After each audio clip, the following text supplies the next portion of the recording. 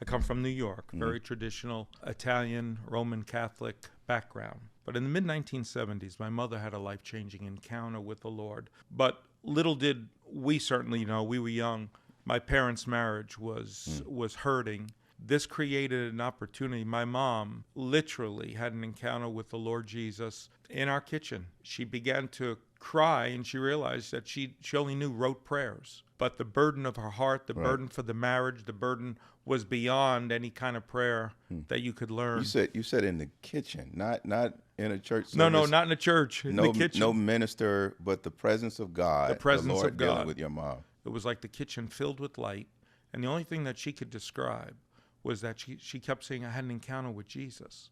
And she went from that encounter to an incredible desire to read the Bible. We were not raised reading the Bible. In fact, we were discouraged from reading the Bible. Our trust was in our priest, in our clergy. Right.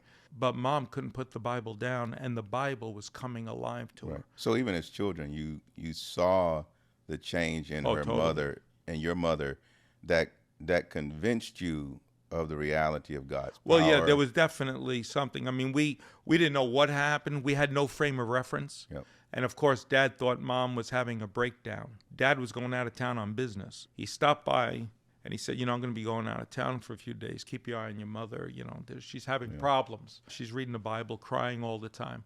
But little did he know that God was putting her back together. Yeah. And as faithful as God is, shortly after she had this encounter, she met some Christians. When she shared her testimony with these Christians, they began to tell her, well, what happened to you is you were born again. Mom began to really grow in her faith. I mean, immediately, Mom began to grow in an intimacy. She was a woman of prayer almost immediately. I used to pass their bedroom, and Mom had an oversized index card, handwritten. It says, please do not disturb, I'm in prayer. Oh, wow. And it was hanging on her doorknob with a piece of yarn. And a few times I would go to listen. I didn't hear her, reciting the rosary or saying prayers that we learned. I'd never heard prayer like that. She was conversant.